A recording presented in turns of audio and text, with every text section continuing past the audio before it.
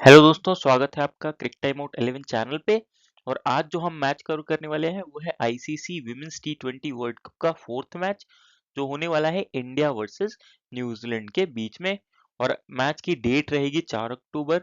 और मैच का जो टाइमिंग रहेगा वो होगा 7:30 बजे रात को इंडियन स्टैंडर्ड टाइम के हिसाब से। अब जो सबसे इम्पोर्टेंट बात है वो ये कि आपको हमारा क्रिक टाइम आउट 11 यूट्यूब चैनल और क्रिक टाइम आउट 11 टेलीग्राम चैनल को ज्वाइन कर लेना है। तो यूट्यूब चैनल पे आपको सारा वीडियो अपडेट, वीडियो एनालिसिस मिलेगा। तो उसके लिए चैनल को ज़रूर से सब्सक्राइब कर लें।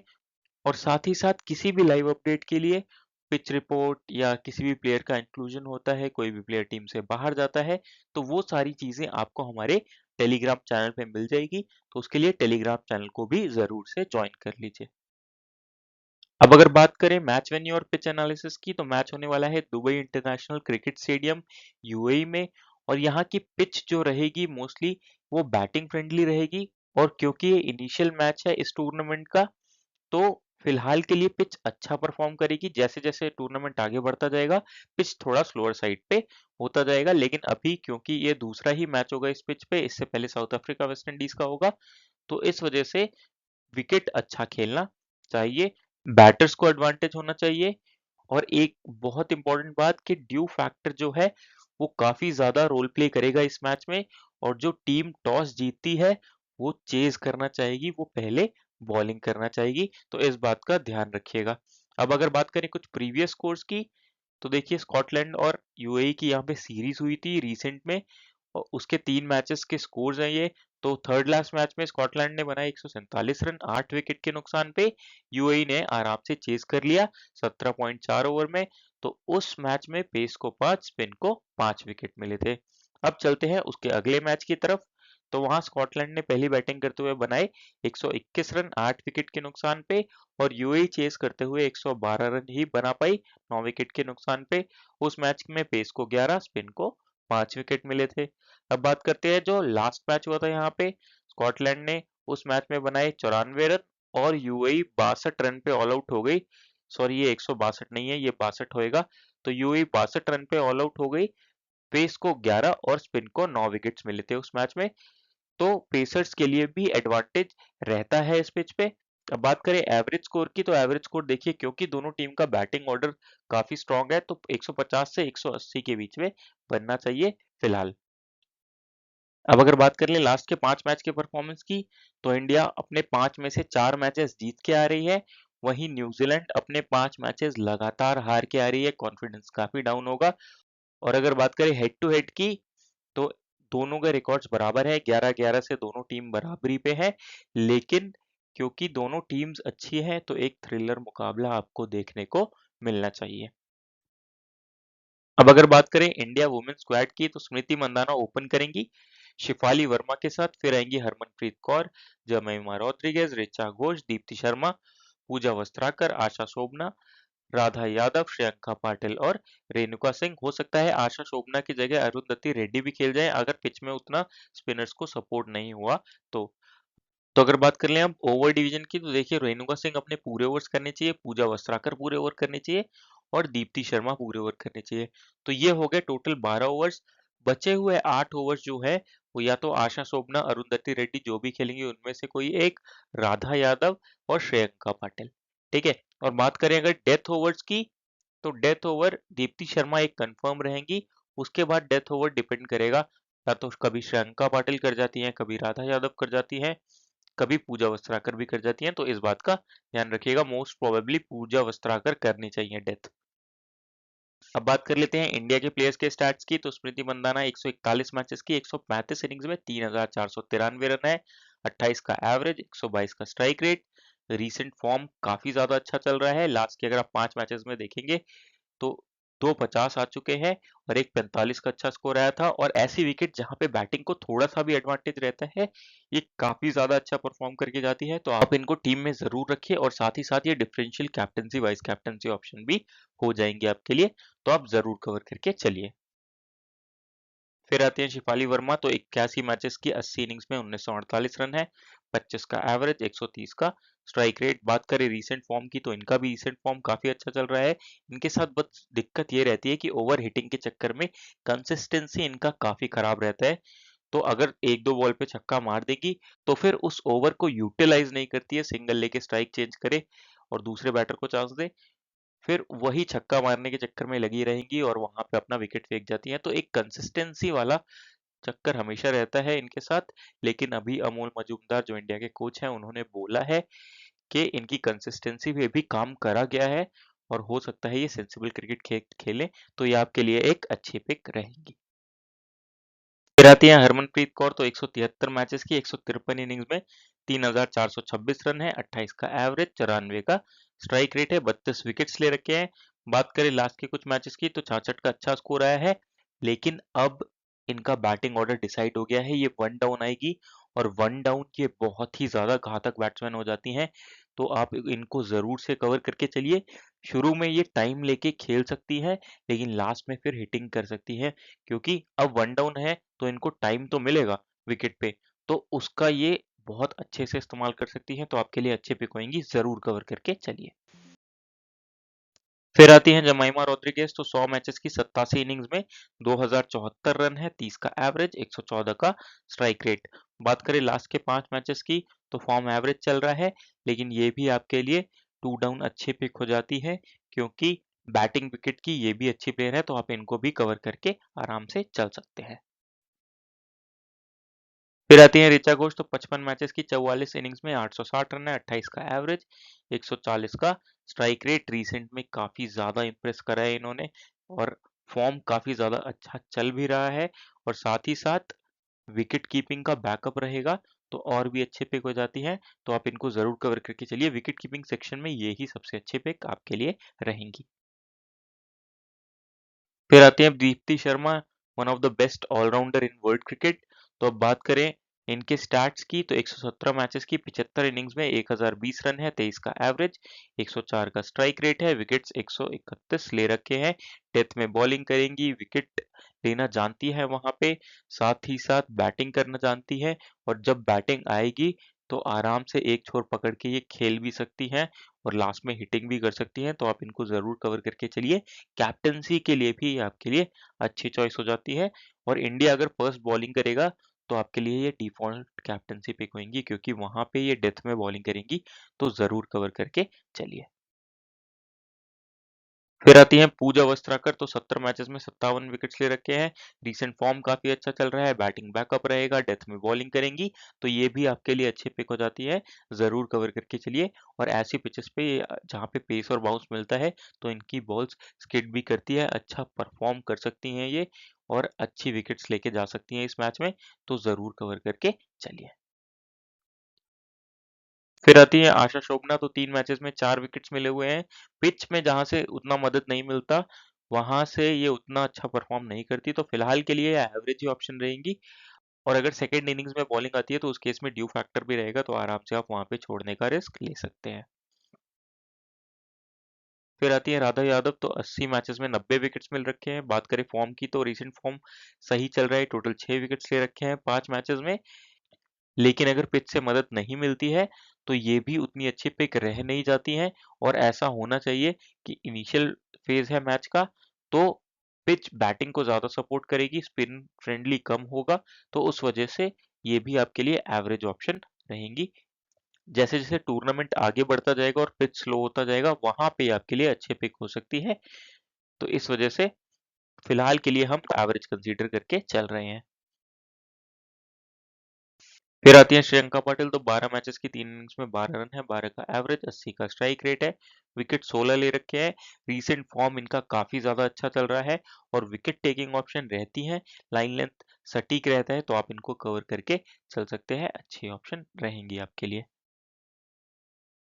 फिर आती है रेणुका सिंह, तो 47 मैचेस में 50 विकेट्स है।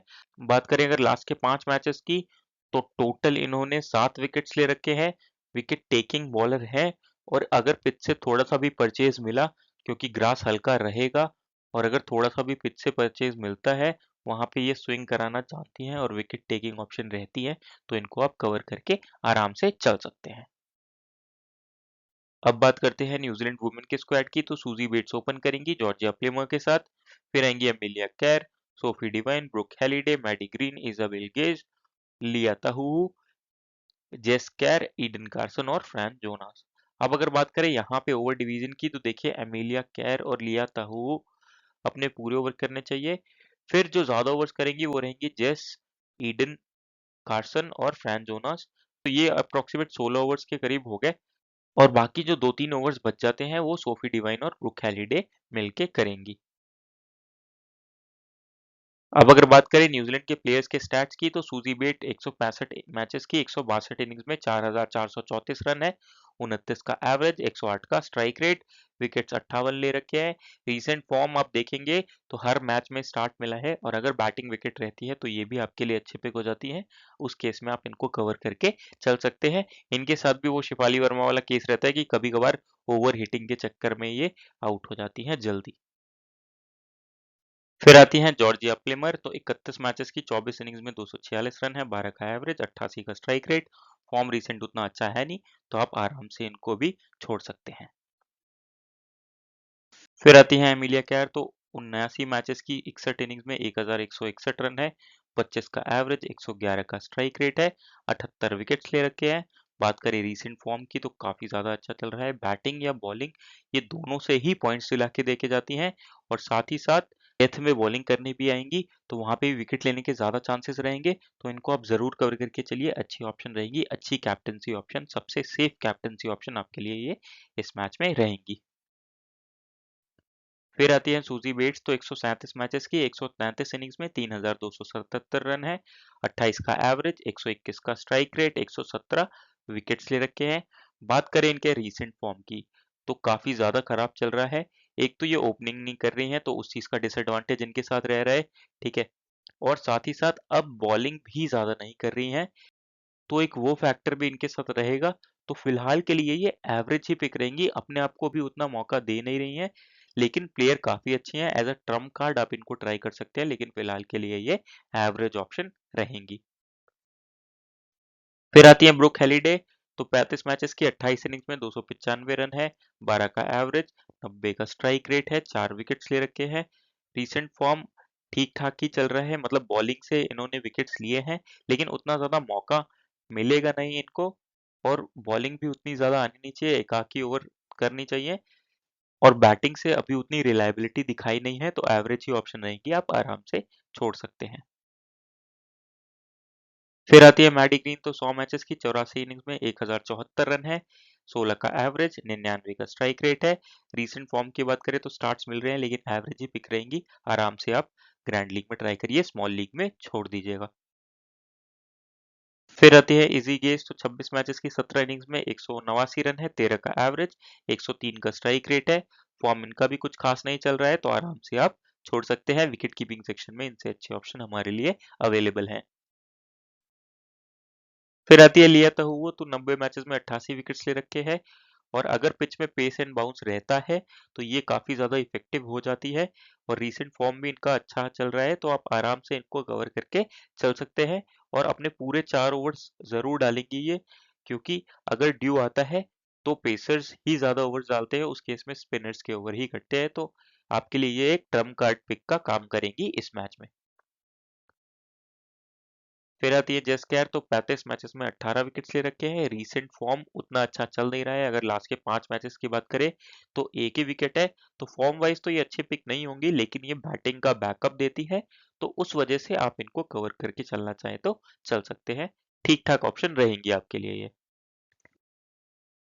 फिर आती है ईडन कार्सन, तो 25 मैचेस में 30 विकेट्स ले रखे हैं, रीसेंट फॉर्म जो है काफी ज्यादा अच्छा चल रहा है, और जो इनका लाइन लेंथ रहता है वो बिल्कुल विकेट टू विकेट रहता है, तो वहां पे बोल्ड एलबीडब्ल्यू हमेशा पिक्चर में आएगा, तो आपके लिए ये एक ट्रम्प कार्ड पिक हो सकती है इस मैच में, तो आप इनको कवर करके चल सकते हैं। अगर फर्स्ट इनिंग्स में बॉलिंग आती है तो उस केस में ये 17वां या 18वां ओवर लेके भी आ सकती हैं, तो वहां पे भी ये अच्छी पिक हो जाती है। लेकिन अगर सेकंड इनिंग्स में बॉलिंग आती है तो एवरेज पिक रहेंगे, ड्यू के कारण हो सकता है उतना विकेट ना मिले, तो सिचुएशन बेस्ड पिक हो जाती है। फिलहाल के लिए आप इनको एवरेज ऑप्शन में कंसीडर करके चलिए। आती है फ्रैन जोनास, तो 25 मैचेस में 27 विकेट है, उतना ज्यादा वेरिएशन है नहीं अभी फिलहाल इनके पास, विकेट टू विकेट बस बॉल करती हैं, तो एवरेज ही ऑप्शन रहेंगे, आराम से आप छोड़ सकते हैं। चाहें तो ग्रैंड लीग में ट्राई कर लीजिएगा। बात कर लेते हैं फॉर्म वाइज, पिच वाइज और ओवरऑल प्लेयर्स हमारे लिए कैसे पिक रहेंगे। तो इंडिया के प्लेयर्स की बात करते हैं तो स्मृति मंदाना फॉर्म अच्छा चल रहा है, पिच सपोर्ट करेगा, ओवरऑल मैंडेटरी पिक हो जाती है। शिफाली वर्मा भी फॉर्म अच्छा चल रहा है, पिच सपोर्ट करेगा, mandatory pick. Harmanpreet Kaur form average चल रहा है, लेकिन वन डाउन आएगी तो वहां पे बैटिंग करने का ज्यादा मौका मिलेगा और ये एंकर रोल निभा के आराम से खेल सकती हैं, तो आराम से आप इनको कवर करके चलिए, मैंडेटरी पिक हो जाती है। जमाइमा रोड्रिगेज फॉर्म अच्छा चल रहा है, आराम से कवर करके चल सकते हैं। रिचा घोष इनका भी फॉर्म अच्छा चल रहा है, ये भी मैंडेटरी पिक हो जाती है। दीप्ति शर्मा, पूजा वस्त्राकर अच्छे पिक्स रहेंगे, इनको भी जरूर कवर करके चलिए, मैंडेटरी पिक रहते हैं। आशा शोभना फॉर्म अच्छा चल रहा है, लेकिन फिलहाल एवरेज पिक रहेंगी। राधा यादव को भी मैंने एवरेज पिक में डाल रखा है क्योंकि पिच से उतना सपोर्ट मिलेगा नहीं। श्रियंका पाटिल आपके लिए अच्छे पिक हो सकती है। रेणुका सिंह आपके लिए मैंडेटरी पिक रहेंगी। अब अगर बात करें न्यूजीलैंड प्लेयर्स के पिक्स की, तो सूजी बेट्स फॉर्म एवरेज चल रहा है, एवरेज ऑप्शन रहेंगी आपके लिए। जॉर्जिया बिल्मर फॉर्म एवरेज चल रहा है, तो आराम से छोड़ सकते हैं। एमिलिया केयर बैटिंग बॉलिंग दोनों का बैकअप रहेगा, तो मैंडेटरी पिक हो जाती है। सोफी डिवाइन रोल पे अभी उतना क्लैरिटी है नहीं, तो एवरेज ही पिक रहेगी, फॉर्म भी खराब चल रहा है इनका। ब्रुक हैलिडे ये भी एवरेज पिक रहेंगी। मैडी ग्रीन फॉर्म एवरेज है, एवरेज ही पिक रहेंगी। इजाबेल गेज आराम से छोड़ सकते हैं, एवरेज पिक रहेंगी। लिया ताहू ये एवरेज पिक रहेंगी आपके लिए। जेस केयर फॉर्म अच्छा चल नहीं रहा है, तो ये भी एवरेज पिक रहेंगी। ईडन कार्सन फॉर्म अच्छा चल रहा है, तो आप इनको कवर करके चल सकते हैं, मैंडेटरी पिक हो जाती है। फ्रैन जोनास ये भी आपके लिए एवरेज ही पिक रहेंगी, फॉर्म भी एवरेज चल रहा है और पिच से भी उतना सपोर्ट नहीं मिलेगा, तो ओवरऑल ये भी एवरेज पिक हो जाती है। अगर आप बात करें ड्रीम 11 टीम की, तो Richa Ghosh wicket keeping section से आपके लिए अच्छी ऑप्शन हो जाती हैं। फिर आते हैं बैटिंग सेक्शन में, तो यहाँ पर स्मृति मंदाना अच्छे पिक हो जाएंगी, सूजी बेट्स आपके लिए अच्छे पिक हो जाएंगी, हरमनप्रीत कौर आपके लिए अच्छे पिक हो जाएंगी, शिफाली वर्मा आपके लिए अच्छे पिक हो जाएंगी। आप चाहें तो जमाइमा रोड्रिगेज को भी कवर करके चल सकते हैं।